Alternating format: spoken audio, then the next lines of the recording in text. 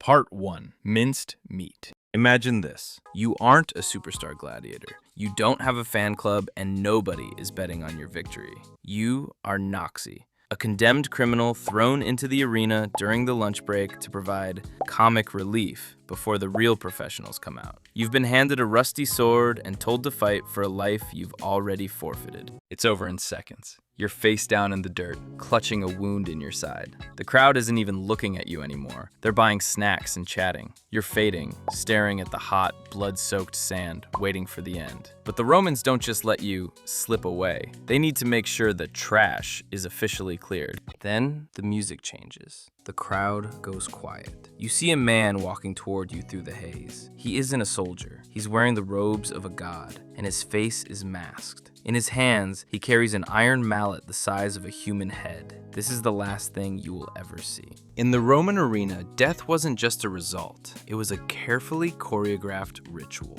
Even as a no-name criminal, you are the star of a sacrificial play designed to satisfy both the crowd and the gods of the afterlife. The Romans didn't invent this spectacle out of thin air. They inherited it from the Etruscans, who held funeral games where human blood was seen as a necessary tribute to honor the spirits of the ancestors. This is why the men coming for you aren't just arena staff. They are dressed as gods. The first man you see is dressed as Mercury, the messenger god. But he's not here to bring a message. He's playing the role of the psychopomp, the conductor of souls. He carries a caduceus, but in this version, it's a rod of iron heated until it's white hot. He prods your open wounds to see if you're faking it to escape the arena. If you don't flinch, he has officially summoned your spirit for the journey. Once Mercury confirms you're unresponsive, the god of the underworld, Dis Pater, steps forward. This figure is a terrifying callback to the Etruscan demon Sharoon, who was traditionally depicted in funeral art as a blue-skinned monster guarding the gates of death. This Pater's job isn't to fight, it's to close the door. He carries a massive, heavy iron mallet, the symbol of the finality of death. When he swings that hammer down onto your skull, it is a ritualized death blow. It's the deadbolt on the gates of the afterlife, signaling to the thousands of screaming fans that your soul has officially left the building and now belongs to him.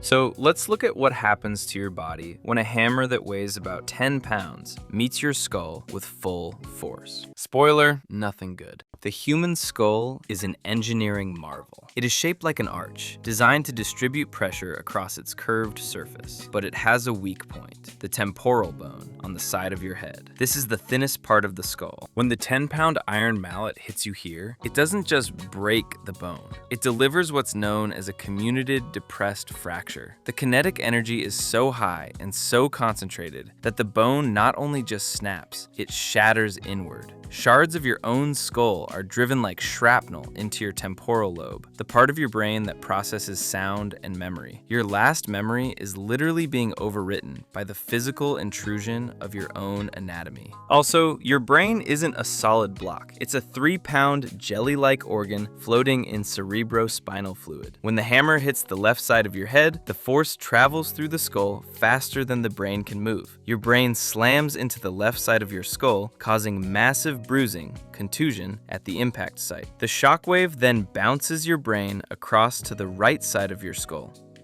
As it hits the opposite wall, the delicate veins connecting the brain to the skull, the bridging veins, snap like overstretched rubber bands. Your brain is pushed downward, a process called uncal herniation, where the brainstem is crushed against the jagged edges of the foramen magnum. By the time the hammer is lifted back up, you aren't just dead, your brain was turned into minced meat. Part 2. The Roman Lawn Sprinkler. This time, you actually are a well-known and respected gladiator. You are Dracon, a Thrake's gladiator. You're the crowd favorite, fast and agile with a curved Sika blade. You've been dancing around your opponent, Asteropeos, for 15 minutes. You're sweating. You're tired, but you're winning on points. You see an opening. You lean in for a slash at his neck, but you've overextended. Asteropeus, a heavy murmillo, doesn't panic. He does something you didn't expect. He drops his center of gravity and thrusts his short sword under your shield. You don't feel a stab in your chest or your head. You feel a sharp, hot sting in your upper thigh, right where your armor ends and your leg begins. You think you can keep fighting, but your legs suddenly feel like they're made of water. You look down and the sand is turning a dark, pulsing red. We know this specific moment happened because of a 2nd century marble relief found in the Gladiator graveyard of Ephesus. Unlike Hollywood movies where gladiators just hack at each other's armor, this relief captures the professional's secret. Asteropaios isn't swinging wildly. He is shown delivering a precise, upward thrust into your femoral triangle. Historically, this was the efficiency strike. Roman gladiators were expensive to train, and their owners didn't always want a slow, messy death. A strike to the groin was the ultimate off switch. It was a surgical way to end a fight instantly while proving your technical superiority to the crowd. Let's look at why your body just handed you his resignation letter the moment that blade went in. The problem is that Asteropaios didn't just cut into your muscle. He opened a hole in your high-pressure plumbing. The femoral artery is a massive superhighway for your blood, roughly the diameter of your index finger. It's the main line carrying oxygenated blood from your heart to your lower limbs. Because your heart is redlining at 170 plus beats per minute from the exertion of the fight, the pressure inside this artery is astronomical. The moment the blade severs this artery, your blood pressure doesn't just drop, it exsanguinates. We are talking about a high-velocity, pulsing jet of blood that can spray several feet. You are losing nearly 1 liter of blood every 10 to 15 seconds. As the volume of fluid in your pipes vanishes, your brain experiences a brownout. This is cerebral hypoxia.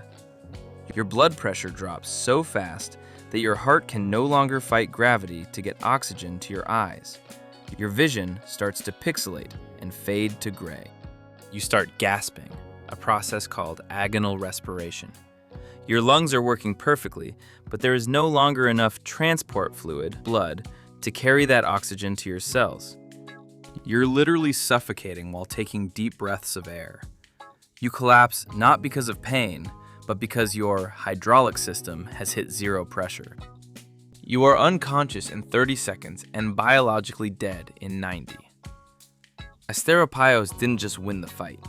He successfully turned your high-pressure circulatory system into a very expensive, very temporary Roman lawn sprinkler.